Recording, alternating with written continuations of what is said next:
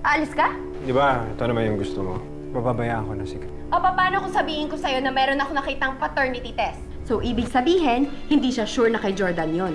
Paano kung sa'yo yung bata?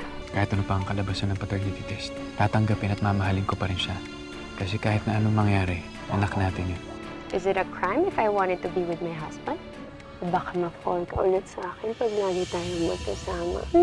Kung ano man yung trip mo ma-accomplish dito, mabibigo ka lang.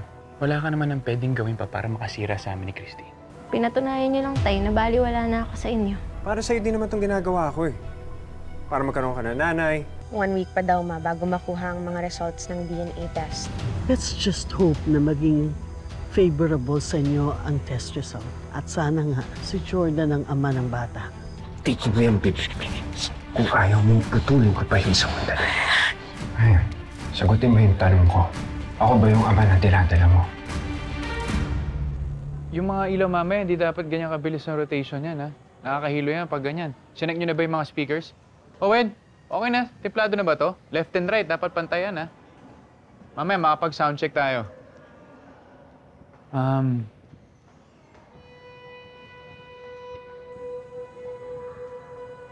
I don't have time to argue.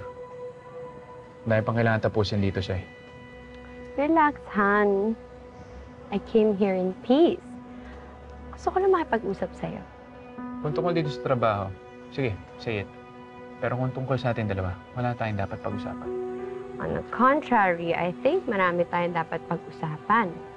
For instance, kamusta na nga pala yung pagbubuntis ni Christy? Okay naman. Excited na nga kami lumabas yung baby. Talaga? Wouldn't you be feeling the opposite? Kasi paano kung lumabas yung bata tapos di mo kamukha? Magiging excited ka pa kaya kapag nalaman mo na iba pala yung tatay ng pinagbubuntis ni Christy? Tumahimik ka nga. Hindi ko gusto yung pinapahiwatig mo, eh. Ako yung tatay ng dinadala ni Christy. Sure ka? Eh kung sigurado ka, bakit ka nagpapapaternity test? Kanino mo nalaman yan? Doesn't matter how I found out. Concerned lang naman ako sa'yo. It must be really hard and painful being reminded na nag-cheat sa'yo yung first wife mo. Maati mo pa rin ba siya pakisamahan kapag nalaman mo na bunga yun ng pagtataksil niya sa'yo? Huwag kang ang hibang, Leon. Maling balita yung nakarating sa'yo. Oo, buntis ako pero hindi ikaw ang ama ng anak ko. Kay Jordan ang baby ko. Kaya huwag kang mag-ilusyon dyan sa utak mo na magkakaanak tayo. Si Jordan yung dinadala mo. Nasaan yung pruweba ko? Bakit? Ha? Ano kailangan patunayan sa'yo? Kung ayaw mong maniwala sa akin, bahala ka na sa buhay mo. Basta alam ko, hindi mamamatay tao at kriminal yung tatay ng anak ko. 4 na taon mo akong niloko. Kaya hindi mo na ako mahulog. Aalamin ko ang lahat tungkol dyan sa dinadala mo. At kapag ako ang ama ng batang yan, walang makakapigil sa akin na pawiin ka. Naiintindihan mo? Hindi mo na ako makukuha. Kami ng bata, kami ng baby ko, ha? Hindi mo na kami nakukuha. Magkakamatayan na lang tayo bago mangyari yon. Ow!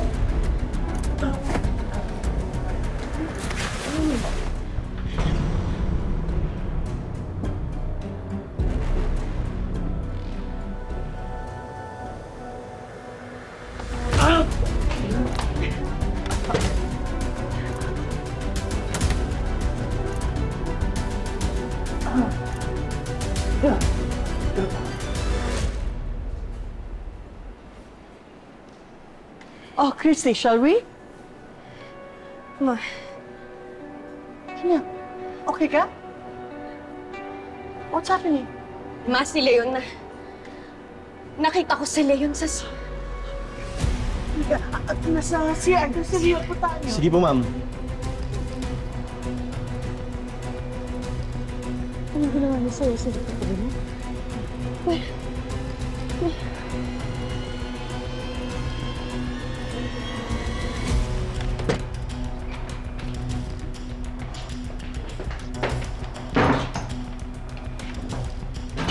Sir, negative. Tara.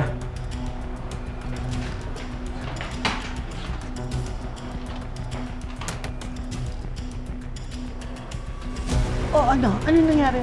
Ma'am, wala na po kami nakitang tao doon. What? Sigurado kayo? Opo, ma'am.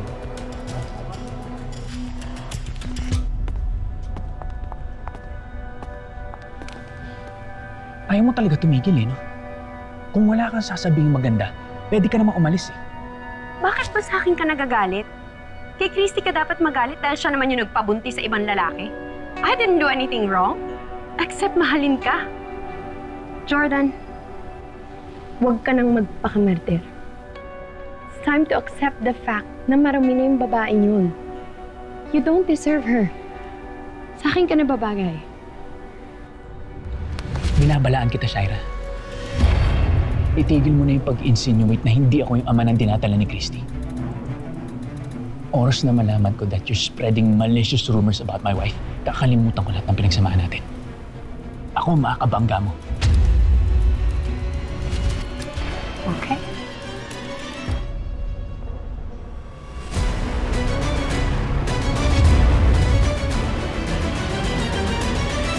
Alan, i-sentro mo yung tapat itong speaker na to. Dito, tapat mo dito. Diyan, ipantay nyo din. Dito. Oh. Ano tip mo, ha? Ha?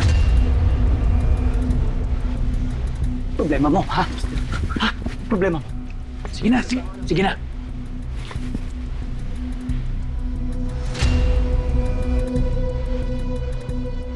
Akala ko mapagkakatiwalaan kita. Bakit mo sinabi kay Sharon na nagpapaternity test kami? Tahan-tahan ka sa pagbibinta ka. Wala akong sinasabihan na aksyon yun ni Christy. Lalo na kay Shaira. Paano niya malalaman kung wala man nagsabi? Ano, hospital nagsabi sa kanya? Hindi nila pwedeng gawin yun, Jeff. O, nagtanong ka pa. Hindi ka naman maniniwala sa akin? Masisisi mo ba ako? Eh pagdating doon kay Shaira, umiiral yung pagkabalimbing mo. Kanino ka ba kampi? Sa kapatid mo kay Shaira? Alam mo, kung ganyang kababawantingin mo sa akin, maybe I should rethink kung kanino ako papanig.